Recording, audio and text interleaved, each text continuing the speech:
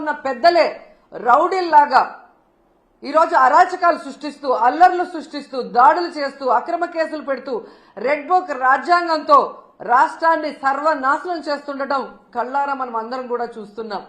ఎంత దారుణం అంటే ఒక మహిళ హోంమంత్రిగా ఉండి కూడా మహిళలకి రక్షణ కల్పించలేని దౌర్భాగ్య స్థితిలో ఉంది అంటే సిగ్గుపడాలి. ఆ పదవికి రాజీనామా చేసి ఎవరైతే సక్రమంగా పనిచేయగలరో వాళ్ళని ఆ ప్లేస్ లో పెట్టించే విధంగా చూసుకోవాలి. కానీ జగన్ గారిని, భారతి మేడంని, మిగతా వైఎస్ఆర్సీపీ నాయకుల్ని తిట్టడానికే హోంమంత్రి పదవి ఇచ్చినట్టు ఆవిడ మాట్లాడుతున్న మాటలు చూస్తుంటే చాలా సిగ్గుచేటు. ఎందుకంటే మా నియోజకవర్గంలో కూడా ఒక చిన్న పాపని రేప్ చేసి చంపేసి పూర్తి చేస్తే దాన్ని మాయ చేయాలని ఎస్పీని అందరినీ ఇక్కడికి పంపించడం జరిగింది. గ్రామస్తులంతా తిరగబడితే ఆ రోజు మేమంతా కూడా వెళ్లిన సందర్భం మీరు చూశారు. అప్పుడు విధిలేక అక్కడికి వచ్చి డబ్బులు ఇచ్చేసి చేతులు దులుపుకొని వెళ్ళిందే తప్ప ఇక మీదట ఇలాంటివి జరగకుండా కఠినతరంగా మరి శిక్షలు అమలు చేస్తాం, తప్పు చేసిన వాడు ఎంతటి వాడైనా వదిలిపెట్టము అన్నట్టుగా ఆవిడ ముందుకు వెళ్లాల్సింది పోయి అప్పటి నుంచి ఇంకా ఎక్కువ అవుతూ పోతున్నాయి. ఈరోజు అనంతపురం విషయం చూస్తే ప్రతి ఒక్కరికి కూడా హృదయం ద్రవించిపోతుంది. ఒక ఇంటర్ చదువుతున్న తన్మయ్య అనే గిరిజన అమ్మాయి 6 రోజుల ముందర కనిపించకుండా పోయిందని వాళ్ళ తల్లిదండ్రులు కంప్లైంట్ ఇస్తే కంప్లైంట్ ఇవ్వడానికి పోలీస్ స్టేషన్కి వచ్చిన వాళ్ళని ఎంత అవమానంగా వాళ్ళు బిహేవ్ చేశారు. ఆ కేసును ఎందుకు పట్టించుకోకుండా అలా పడేయటం వల్లే 6 రోజుల తర్వాత ఆ అమ్మాయి శవమై దొరికింది. అలాగే మీరు చూస్తే పరిటాల సునీత గారి ఒక మహిళ, ఆవిడ నియోజకవర్గంలో ఒక మైనర్ బాలికని 14 మంది తెలుగుదేశం పార్టీ వాళ్ళు కంటిన్యూస్ గా రేప్ చేసుకుంటూ ఉంటే సాక్షి టీవీ, సాక్షి ఛానల్ దాన్ని బయట పెట్టింది. వాళ్ళని అరెస్ట్ చేయకుండా ఈరోజు ఆ కుటుంబం మొత్తం ఆ ఊరు వదిలేసి వెళ్లే పరిస్థితి ఏర్పడింది. ఆడపిల్ల ప్రాణాలు తీయటం, మానాలు తీయటం వీళ్ళకి సహజమైపోయింది. దానికి హోంమంత్రి గారు అండగా నిలబడటం అనేది సిగ్గుచేటు. ఇవన్నీ జరుగుతుంటే ఎక్కడ తమ తప్పులు బయటపడతాయో అని ఈరోజు వాళ్ళు చేస్తున్న డైవర్షన్ పాలిటిక్స్ మనం ఒకసారి గమనించాలి.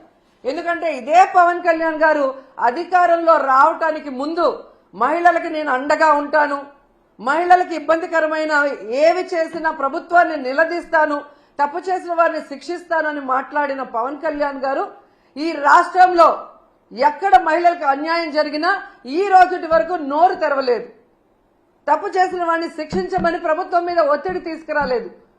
అది అనంతపురం అయినా, పిఠాపురం అయినా, తిరుపతి అయినా, అమరావతి అయినా, ఎక్కడ ఏ మహిళకు అన్యాయం జరిగినా ఆయన పట్టించుకోకపోవడం రాష్ట్రంలో ఉన్న మహిళలందరూ కూడా గమనించాలని ఈ సందర్భంగా తెలియజేసుకుంటున్నాను.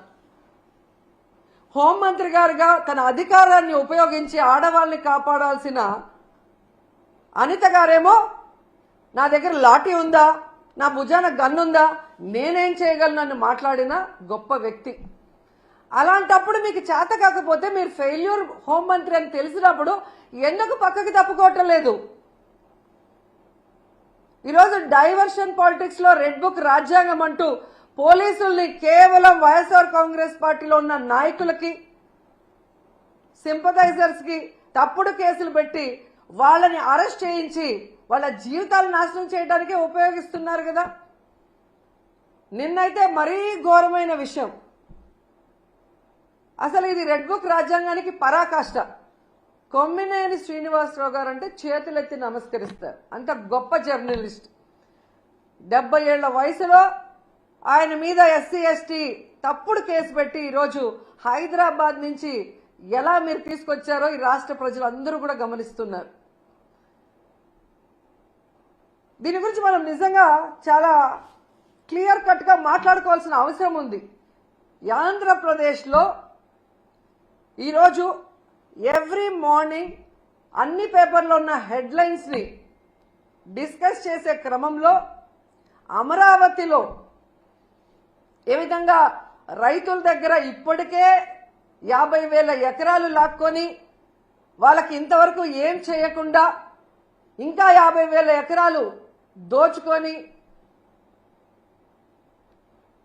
వాళ్ళు రియల్ ఎస్టేట్ చేసుకోవాలన్న క్రమంలో ముందుకు వెళ్తుంటే అక్కడున్న రైతులు తిరగబడి ఇవ్వకుండా వాళ్ళ మీద ఎదురు తిరుగుతుంటే అది ప్రజలకు తెలియకూడదని దాని మీద సాక్షిలో డిస్కషన్ రావటం అనేది వాళ్ళకి నచ్చలేదు.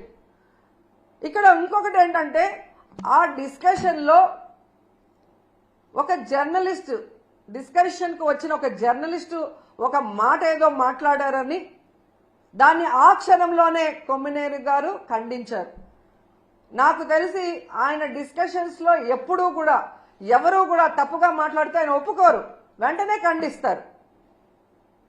అలాంటి గొప్ప వ్యక్తిని ఈరోజు ఎవరో మాట్లాడిన దానికి తన తప్పు చేయకపోయినా క్షమాపణ కోరిన కొమ్మినేని శ్రీనివాస్ గారిని అరెస్ట్ చేసి సంబంధమే లేకుండా ఎస్సీ ఎస్టీ కేసు పెట్టి ఈరోజు జగన్ గారు భారతమ్మ క్షమాపణ చెప్పాలి అని చంద్రబాబు నాయుడు, లోకేష్, హోంమంత్రి అనిత గారు డిమాండ్ చేయడం చూస్తుంటే ఈ రాష్ట్ర ప్రజలకి నవ్వాలా ఏడవాలా అర్థం కాలేదు. ఈరోజు నేను సూటిగా ప్రశ్నిస్తున్నా చంద్రబాబు నాయుడు గారిని, అనిత గారిని, లోకేష్ గారిని. క్షమాపణ అంటూ చెప్పాల్సి వస్తే అది మొదట ఎవరు చెప్పాలో తెలుసా? కోడలు మగబిడ్డని కంటే అత్త సంతోషించదని ఆడవాళ్ల పుట్టుకనే అవమానించిన చంద్రబాబు నాయుడు ముందు క్షమాపణ చెప్పాలి. ఆడపిల్ల కనిపిస్తే ముద్దు పెట్టాలి లేదా కడుపైనా చేయాలి అన్న బాలకృష్ణ గారు క్షమాపణ చెప్పాలి. అలాగే మీరు చూస్తే న్యూస్ ఈటీవీలో వచ్చింది. మరి వాళ్ళ ఆఫీసుల మీద ఎందుకు దాడులు జరగలేదు? వాళ్ళ మీద ఎందుకు కేసులు పెట్టలేదు? కేవలం సాక్షి మీద ఎందుకు దాడులు చేస్తున్నారు? అలాగే ఎందుకు సాక్షిలో మాత్రమే ఈరోజు కొమ్మినేని గారి మీద తప్పుడు కేసు పెట్టి అరెస్ట్ చేశారని నేను అడుగుతున్నాను. ఎందుకంటే కొమ్మినేని గారి మీద ఎప్పటి నుంచో లోకేష్ కి, చంద్రబాబు నాయుడుకి కక్ష. గతంలో అమరావతి భూములు, 3 పంటల భూములు దోచుకొని రియల్ ఎస్టేట్ చేస్తున్నారన్న క్రమంలో ప్రజలు అక్కడ ఎవరైతే తిరగబడ్డారో, రైతులు తిరగబడ్డారో అవన్నీ కూడా ఆయన తన డిబేట్ లో ప్రజలకు అందిస్తున్నారన్న కక్షతో ఎన్టీవీ యాజమాన్యం పైన ఒత్తిడి తీసుకొచ్చి ఆయనని ఆ ఛానల్ నుంచి బయటకు పంపించారు. అక్కడి నుంచి వేరే ఏ ఛానల్లో ఆయన వెళ్ళినా అక్కడ రానికుండా గేట్లు వేయించారు. సాక్షిలో ఉన్నారు కాబట్టి ఈరోజు ఆయన మీద కక్ష కట్టి ఇటు జగనన్నని, భారతమ్మని ఇరికిస్తూ అటు కొమ్మినేని గారిని ఇరికించాలని ప్లాన్ చేయడం నిజం కాదా అని అడుగుతున్నాను. ఎందుకంటే ఈ డిస్కషన్ జరిగింది జూన్ 6వ తేదీ. ఆ రోజంతా ఎవ్వరూ మాట్లాడలేదు. ఆ జరిగిన నెక్స్ట్ సెకండ్ అది తప్పు అని చెప్పి తాను తప్పు చేయకపోయినా సారీ చెప్పారు జర్నలిస్ట్ గారు, కొమ్మినేని గారు. అయినా కూడా ఆ నెక్స్ట్ డే జూన్ 7వ తేదీ లోకేష్ గారు, చంద్రబాబు నాయుడు గారు పని కట్టుకొని టీడీపీ సోషల్ మీడియా ద్వారా వైరల్ చేసి ఏ విధంగా వచ్చిన జర్నలిస్ట్ కృష్ణంరాజు గారు మాట్లాడిన మాటల్ని ఇటు సాక్షికి అటు కొమ్మినేనికి ఆపాదిస్తూ తన అనుకూల పచ్చ ఛానల్స్ లో దాన్ని ఎలా విష ప్రచారం చేశారు, తమకు అనుకూలంగా ప్రచారం చేసుకొని ఆ రోజు మధ్యాహ్నం 3:09 లోకేష్ ట్వీట్ చేయడం జరిగింది. అంటే ఒక పథకం ప్రకారం చంద్రబాబు నాయుడు, లోకేష్, డీజీపీ గారు, ఇంటెలిజెన్స్ చీఫ్ వీళ్ళందరూ కూర్చొని ఇది చేయకపోతే ఈ విధంగా జూన్ 6న మార్నింగ్ జరిగిన ఆ డిస్కషన్ ని జూన్ 7 మార్నింగ్ నుంచి విష ప్రచారం చేస్తూ లేని వాటిని వక్రీకరిస్తూ తమ పచ్చ ఛానల్లో అనుకూలంగా మాట్లాడించుకొని తమకి వైఎస్ జగన్ గారి కుటుంబ సభ్యుల మీద అసభ్యకరమైన పోస్టింగ్లు పెట్టించి రాష్ట్రంలో ఉన్న అన్ని పోలీస్ స్టేషన్లో తెలుగుదేశం పార్టీ నాయకులతో కేసులు పెట్టించి ఆ వ్యాఖ్యలతో సంబంధం లేని సాక్షి మీద దాడులు చేసే విధంగా అందరినీ కూడా రెచ్చగొట్టింది నిజం కాదా అని నేను అడుగుతున్నా. ఆ తర్వాత 3వ రోజు జూన్ 8 అదే ప్రచారాన్ని తమ అనుకూల మీడియాతో కంటిన్యూ చేయిస్తూ ప్లాన్ ప్రకారం మధ్యాహ్నం 1:49 చంద్రబాబు నాయుడు ట్వీట్ చేశాడు, వీళ్ళని అరెస్ట్ చేస్తాను అని.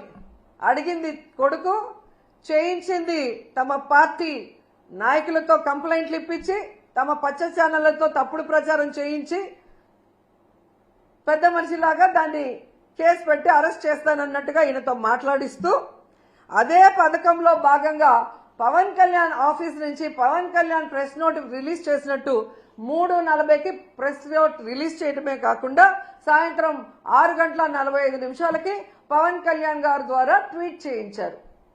జూన్ 9 ఉదయం 11 గంటలకి కొమ్మినేని గారిని అరెస్ట్ చేసి కంటిన్యూస్ గా సాక్షి ఆఫీసులు ఎక్కడెక్కడ ఉన్నాయో తిరుపతి, అనంతపురం, కడప, విజయవాడ, శ్రీకాకుళం ఇలా అన్నిటి మీద మూకుమ్ముడిగా దాడులు చేయించారు.